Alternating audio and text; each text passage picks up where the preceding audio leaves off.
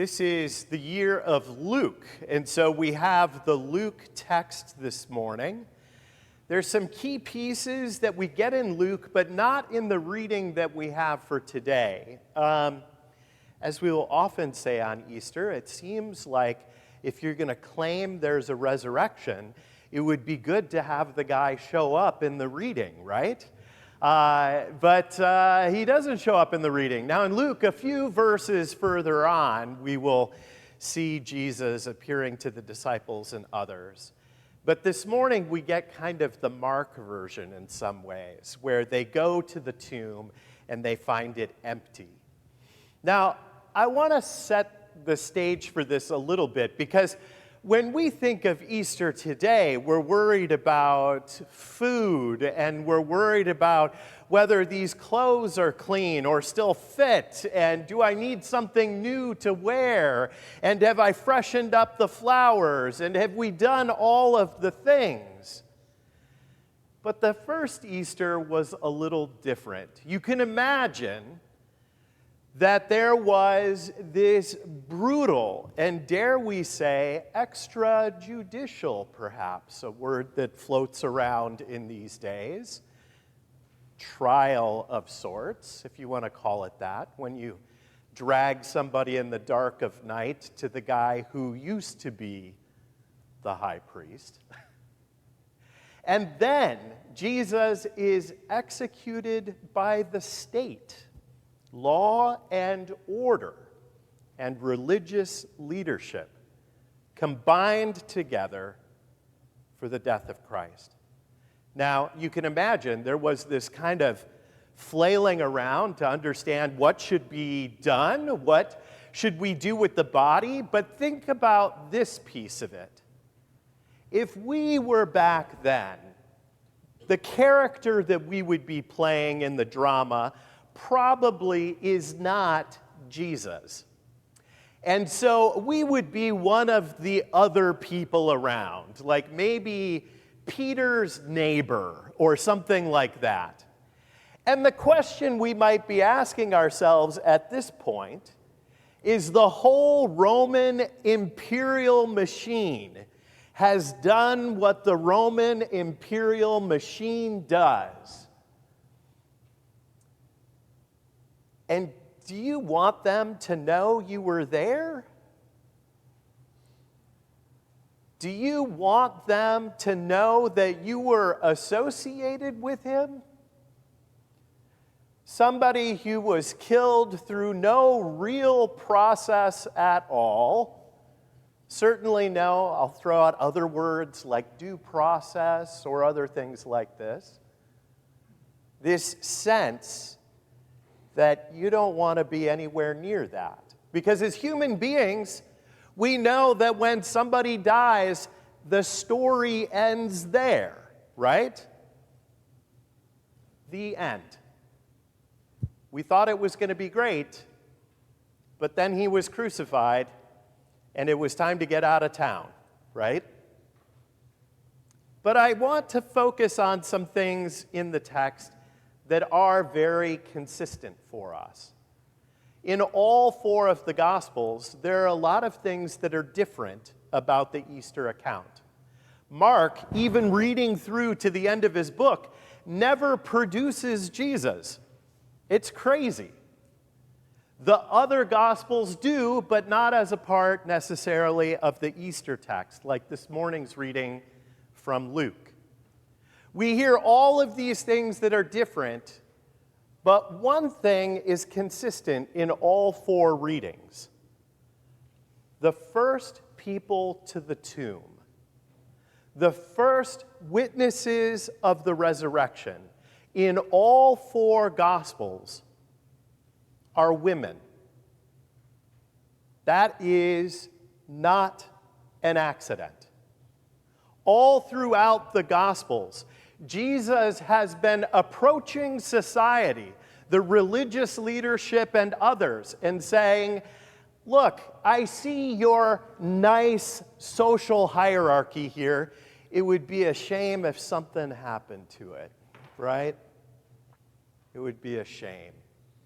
Jesus was always putting women forward and others in a world where that was not the case. Now, I know we live in a radically different society today.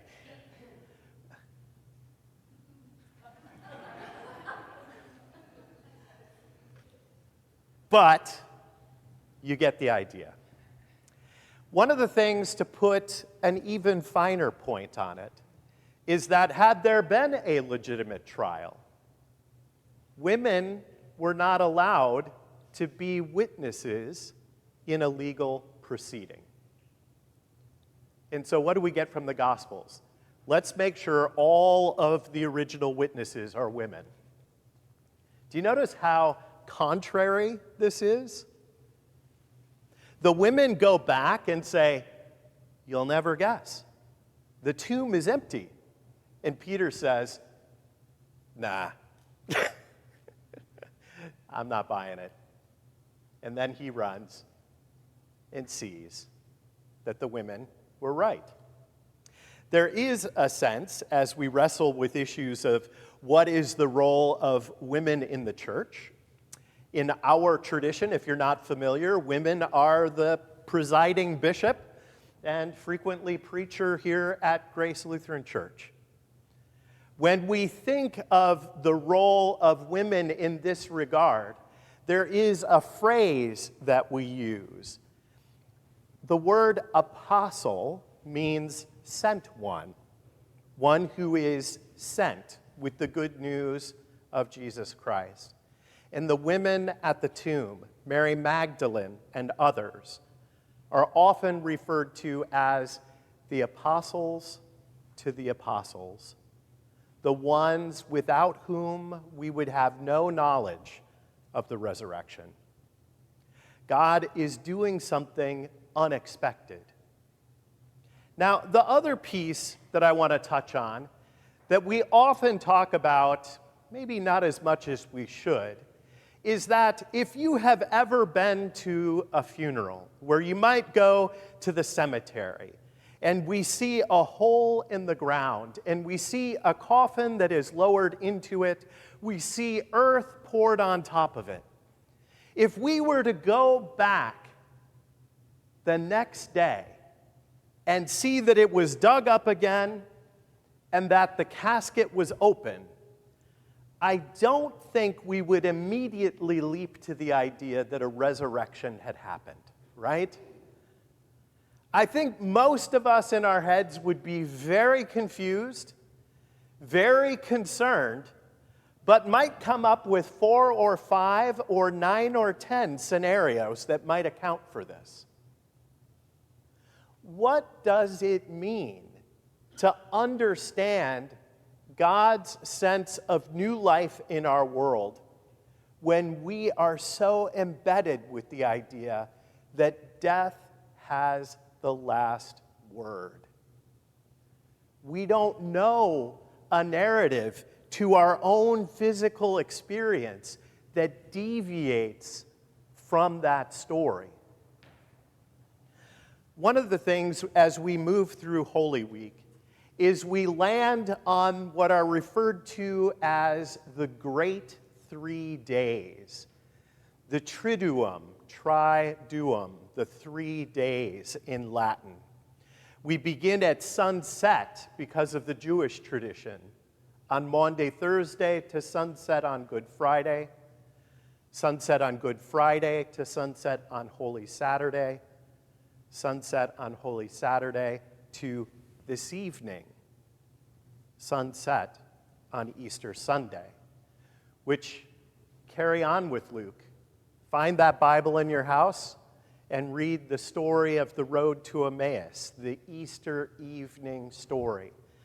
But the thing that I want to leave with you in that regard is the 3 days are not 3 days. They are one event. They are a single happening. As people of faith, there is no separating the crucifixion on Good Friday from Easter Sunday. These are inseparable. We cannot celebrate Easter, a resurrection, without a death. If it is only death and no Easter, it is just another human story. This is a single event. But I want you to think about another piece of that, though. Sometimes in life, that sense of time does not always follow in the way that we would want. Because Easter comes every year, the liturgists have decided we have this 72-hour window where these things need to happen, and we understand the historical record to reflect that. But in our own lives, when we wrestle with death and destruction and hurt and pain, the shortfalls and the injuries of this life to ourselves, to our communities, to our nation, to our world, sometimes that distance between Good Friday and Easter morning feels painfully long. Is it 40 hours? Is it the 40 days that we observe Lent? Is it 40 months? Is it 40 years?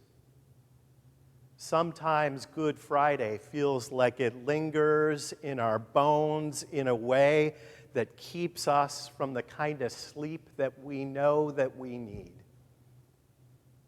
But after Good Friday, Easter always comes. The flowers always come after the winter. The butterfly comes after the cocoon.